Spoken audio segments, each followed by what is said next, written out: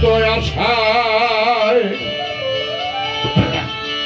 ঘুরিছে সদায় অস্তিত্ব বিহীন মানুষের মন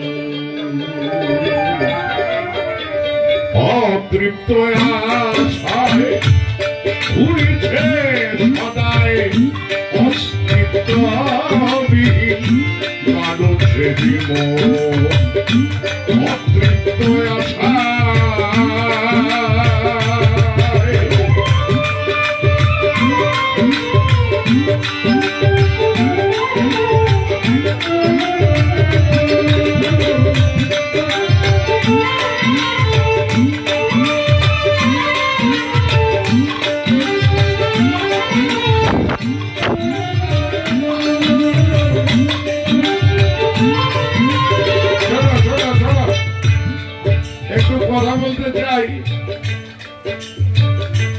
মাননীয় ইউনো মহোদয় বলছেন যে জালাল খার একটা ব্যবস্থা উনি করবেন জালাল একাডেমি।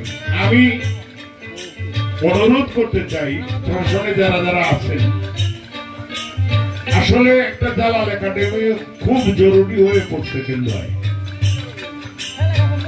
এটা হইলে হয় কি, জালালউদ্দিন খার যে গানগুলি গাওয়া হয় নাই এই গানগুলি রক্ষা পাবে। এখানে কেন্দ্র কিন্তু অনেক গুণী মানুষ আছে, অনেক গুণী মানুষ এখানে আছে যে তাদের নিয়ে বসলে জালালউদ্দিন খার যে গানগুলি গাওয়া হয় নাই সঠিক ভাবে আমরা এই গানগুলি শুরু করতে পারবো। আমাদের সালাম আছে, আমি আছি, আমাদের খলিফা আছে, আরো সঙ্গীতের গুণী মানুষ অনেকেই আছে। কিন্তু আমরা একটা বসার জায়গা না পাইলে এগুলি করা যায় না। বাড়ি বাড়িতে গিয়া কারণে গান শেখানো যায় না। একটা ব্যবস্থা প্রশাসনিক ভাবে আমরা পাবো আশা করছি।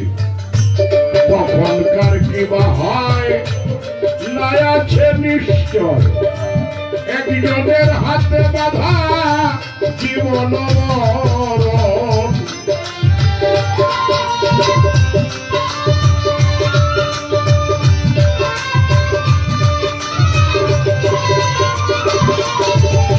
জালালউদ্দিন খান দর্শন করতে গিয়েছেন, অতৃপ্ত আশায় ঘুরিছে সদায় অস্তিত্ববিহীন মানুষের মন। আমরা মানুষ সমস্ত কিছুই তার দুই চোখ দিয়ে দেখে। কারণ যদি প্রশ্ন করি মন দেখা যায় কিনা, এটা কারো সাধ্য নাই, এটা দেখায়। আবার অস্বীকার করার উপায় নাই, মন বলতে কিছু নাই। তাইলে মনের জন্ম কোথায়? মনের জন্ম হইল আত্মা হতে। গীতায় বলেছে আত্মার অস্থিরতার থেকে মনের জন্ম। আর এই যে অস্থিরতা কি, বাড়ি চাই, গাড়ি চাই, 2 তলা চাই, 5 তলা চাই, 10 তলা চাই, দুনিয়াটা কিনলেও মনের স্বাদ আর এই জীবনে মিটে না। যে কারণে জালাল খা বলছেন অতৃপ্ত আশায় ঘুরিছে সদায় অস্তিত্ববিহীন মানুষের মন।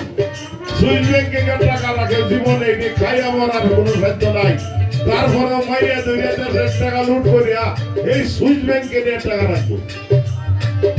কে করায়? মনে করায়। মনে করায়, এটা মনের কর্ম।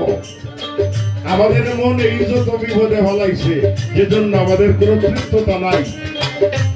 করে মিছে মন্ত্রণা সহিছ যন্ত্রণা, ভব দুঃখ তাই হয় না